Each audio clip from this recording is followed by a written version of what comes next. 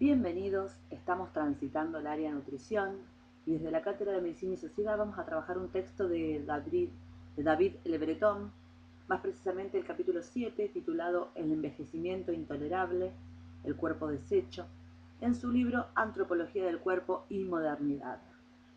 En esta oportunidad vamos a abordar el tema del envejecimiento y la representación social de la persona avanzada, utilizando herramientas conceptuales ya trabajadas en crecimiento y desarrollo. Encontramos que la vejez vive una relegación social, más o menos discreta, que la distingue y que le da una determinada ubicación en la vida social ordinaria, porque el anciano se desliza lentamente fuera del campo simbólico, y esto porque deroga los valores centrales de la modernidad. ¿Cuáles son esos valores? La juventud, la seducción, la vitalidad, el trabajo. El envejecimiento como una imagen intolerable que alcanza a todo en una sociedad que tiene precisamente un culto por su opuesto, la juventud, y que ya no sabe simbolizar entonces el hecho de envejecer o de morir. La percepción común reduce al anciano a la percepción de su cuerpo, y esto pasa especialmente en las instituciones que se dedican a su cuidado. El envejecimiento es un término occidental que marca la progresiva reducción del cuerpo.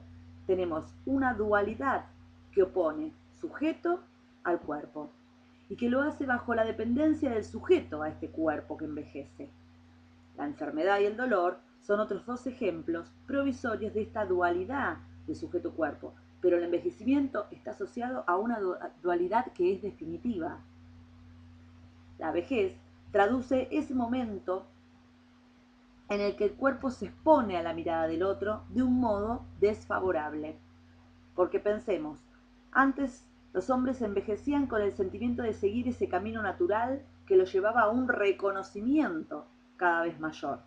En cambio, el hombre de la modernidad combate todo el tiempo las huellas de la edad. Como ejemplo de ello, tenemos la infinidad de productos que se ofrecen en el mercado, desde cremas, geles hasta pastillas milagrosas. O sea, tiene miedo de envejecer por temor a perder su posición profesional y a no encontrar empleo o espacio en el tiempo comunicativo en la sociedad. Esto se da especialmente en las clases populares, porque envejecer es despojarse de lo que esencialmente fue su vida diaria y de admitir que se tiene un control ahora restringido sobre la propia existencia. En forma progresiva habría un empequeñecimiento del territorio en el que se desenvuelve el anciano, que se da desde la pérdida del trabajo y las relaciones sociales hasta que solo queda un cuerpo inmóvil que necesita ayuda para la satisfacción de las necesidades más elementales. En las instituciones destinadas al cuidado de los adultos mayores, se visualiza la depreciación de uno mismo y de las actividades inherentes a la vida cotidiana que son consideradas sin perspectiva. Y esto alcanza su despojo más alto cuando el sujeto queda reducido a su cuerpo, cuando quedan relegadas todas las actividades corporales en las personas que trabajan en la institución. El envejecimiento es un proceso insensible y lento, que escapa a la conciencia. El hombre pasa suavemente de un día al otro, de una semana a la otra, de un año a otro. Como la imagen del cuerpo se renueva sin cesar, el sujeto no tiene esa impresión de estar envejeciendo. Como el paso del tiempo nunca es perceptible físicamente, sugiere una sensación de inmovilidad. Un ejemplo de ello es cómo todos nos asombramos cuando miramos fotos de hace algunos años. Entonces vamos a trabajar sobre este concepto de imagen del cuerpo. Decimos que la imagen del cuerpo es la representación que el sujeto se hace del cuerpo, la manera en que se le aparece más o menos conscientemente a través del contexto social y cultural de su historia personal. La imagen del cuerpo se estructura en el entrecruzamiento de dos ejes y para esto nos vamos a basar una conceptualización de Gisela Pankov. ¿Cuáles son estos dos ejes? Una forma, el sentimiento de la unidad de las diferentes partes del cuerpo, de su aprehensión como un todo, de sus límites precisos en el espacio. Un contenido, es decir, la imagen del cuerpo como un universo coherente y familiar en el que se inscriben sensaciones previsibles y reconocibles. Le Breton le agrega dos ejes íntimamente relacionados a esta conceptualización de Gisela. Uno es el saber, el conocimiento que el sujeto tiene de la idea que la sociedad se hace del espesor invisible del cuerpo. Saber cómo está constituido, cómo se organizan los órganos y las funciones. Estos tres ejes, la forma, el contenido y el saber, acompañan al ser humano durante toda su existencia y van cambiando a medida que suceden los acontecimientos. Son puntos de referencia necesarios que le dan al hombre una sensación de una armonía personal, de una unidad. Finalmente, en lo que respecta a la persona que envejece, hay un último eje que es esencial. Es el eje del valor, la interiorización que el sujeto hace del juicio social respecto de los atributos físicos que lo caracterizan. Estas oposiciones de lindo, feo, joven, viejo, alto, bajo, gordo, flaco, etc. Entonces, de acuerdo con la historia personal y con la clase social en la que se estructura su relación con el mundo, el sujeto se apropia de un juicio que marca con su impronta la imagen que se hace del cuerpo y su autoestima.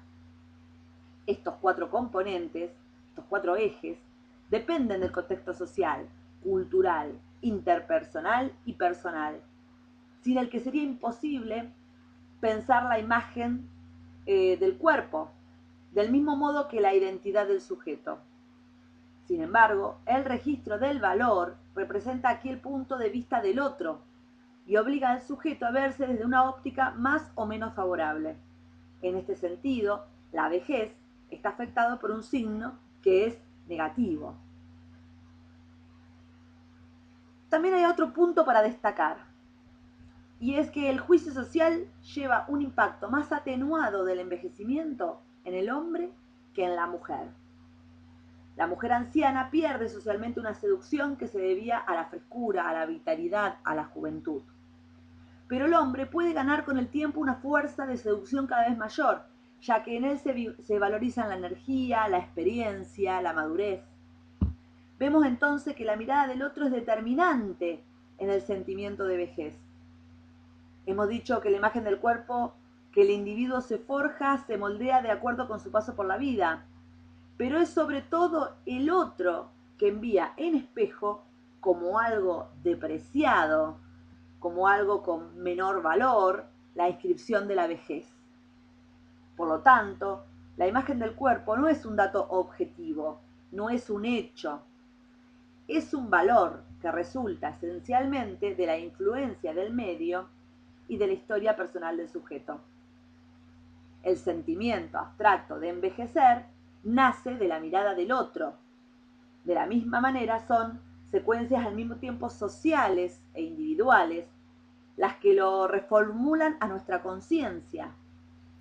Acontecimientos como los aniversarios, las separaciones, ver crecer a los hijos, verlos irse, independizarse, el nacimiento de los nietos, el acontecimiento de la jubilación, la muerte de algunos amigos, etc. El sentido que se le atribuye a estos acontecimientos, su valor, remite a una axiología social y a la manera personal que tiene el sujeto para acomodarse a ellos. El sentimiento de envejecer viene siempre de otro lado.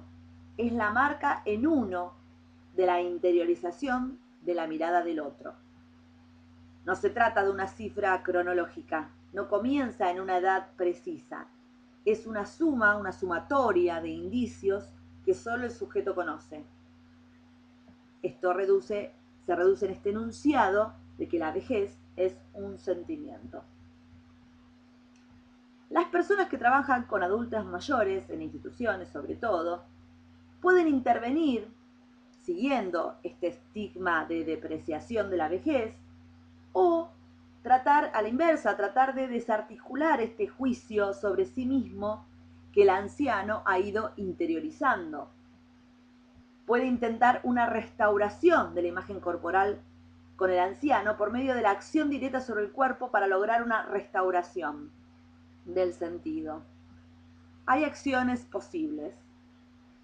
Restituirle al anciano la identidad nombrándolo e intentando reconstruir el hilo de su vida. Favorecer el mantenimiento de las relaciones familiares. Acomodar el espacio en estas instituciones de un modo más personalizado para que existan lugares que impulsen el intercambio. Promover una política del movimiento por medio de una gimnasia adaptada a sus necesidades. Cuidar de la vestimenta y del peinado para restaurar el narcisismo. Reintroducir el sentimiento de placer en las actividades de la vida cotidiana. También promover el contacto entre médico y paciente en ambos sentidos. Todas estas son acciones posibles que permitirían a los que trabajan con los adultos mayores restaurar el sentido, darle valor y cambiar esta imagen depreciada que tiene desde la mirada social actual el anciano de sí mismo.